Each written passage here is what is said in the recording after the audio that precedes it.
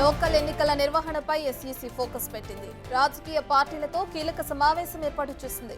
BRS, BJP, TDP, జనసేనతో పాటు communist నేతలు మీటింగ్కు హాజరయ్యారు. నోటాపై చర్చిస్తోంది. ఓటర్ లిస్ట్ అభ్యంతరాలపైన చర్చిస్తున్నారు అధికారులు.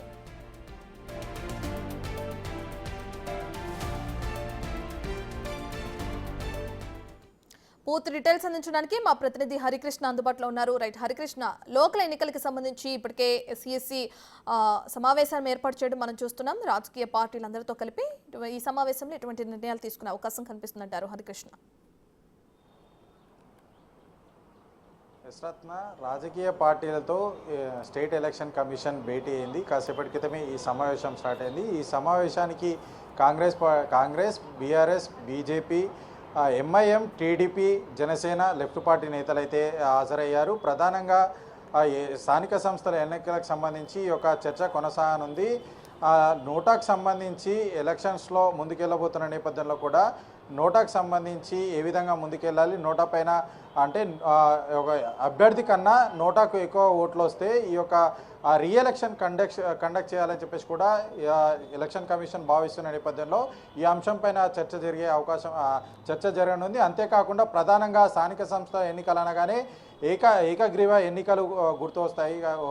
జరుగుతున్న నేపథ్యంలో కూడా పెద్ద ఎత్తున ఫిర్యాదులు ఏర్పడుతున్నాయి.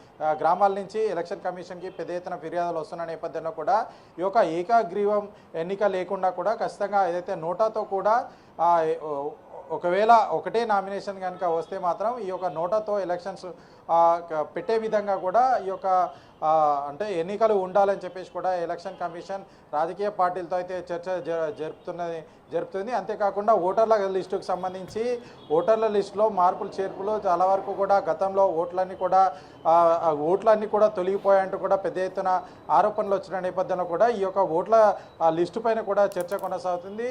అంతేకాకుండా బూతులు కూడా పోలింగ్ బూత్లకు సంబంధించి కూడా 1000 ఓటర్లకు ఒక పోలింగ్ బూత్ ఉంటుంది. దానివల్ల తక్కువగా ఓటు నమోదవుతున్న నేపథ్యంలో కూడా బూత్ స్థాయి సంఖ్య పెంచాలని చెప్పేసి కూడా ఈ యొక్క రాజకీయ పార్టీల చర్చ జరిగి మొత్తానికి ఈ యొక్క స్థానిక సంస్థల ఎన్నికలకు సంబంధించి వివిధ రాజకీయ పార్టీల అభిప్రాయం తీసుకొని ప్రభుత్వానికి అయితే నివేదిక అందించిన తర్వాత ఎలక్షన్లో ముందుకెళ్ళనుంది కమిషన్.